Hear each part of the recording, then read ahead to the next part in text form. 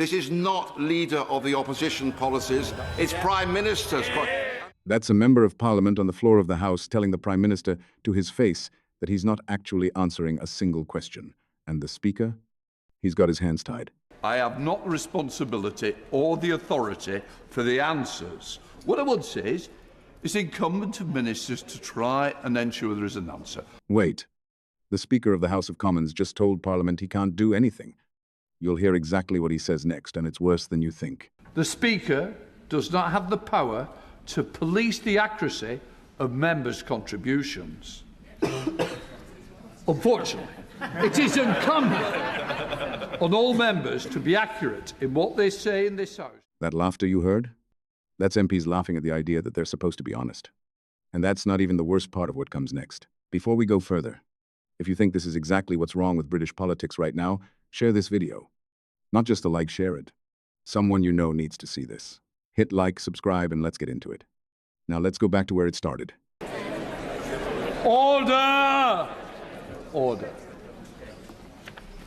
The House has directed the Speaker to make a statement at the beginning of each session about the duties and responsibility of honourable members. The Speaker does not have the power to police the accuracy of members' contributions. Unfortunately, it is incumbent on all members to be accurate in what they say in this House and to correct any mistakes as soon as possible.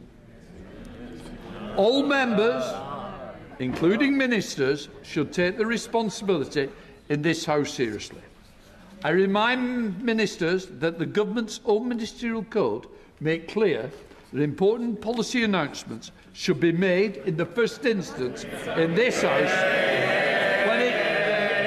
when sitting, and some people seem to have short memories.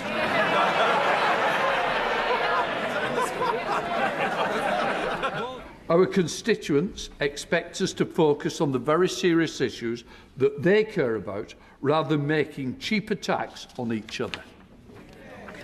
If a member falls short of the standards expected of us all, there are ways of dealing with that, but not by accusations made as sideswipes during questions or debates.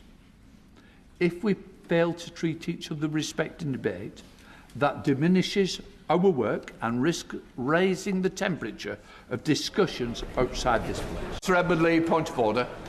Can I refer you to paragraph 22.9 of Erskine May, which stresses the primary importance of ministerial responsibility. Now, we've got to admit that Prime Ministers have always tried to dodge questions at Prime Minister's question time, and you're not responsible for the answers they give. But what we have seen in recent weeks is not just dodging questions, but every question asked to the Prime Minister, he refers to the Leader of the Opposition's policies. This is not Leader of the Opposition policies, it's Prime Minister's and the whole...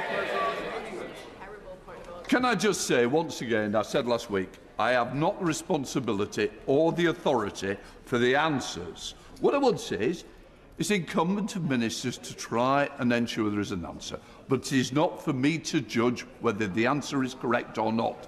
You will be politicising the chair. If that's what the House wishes to do, by all means do so, but I have not got the power.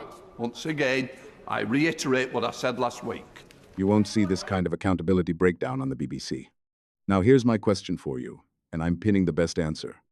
Is this a resignation-worthy failure, or is the Speaker right that his hands are tied? Drop your verdict below, best comment gets pinned. Like the video, subscribe, we cover what they don't.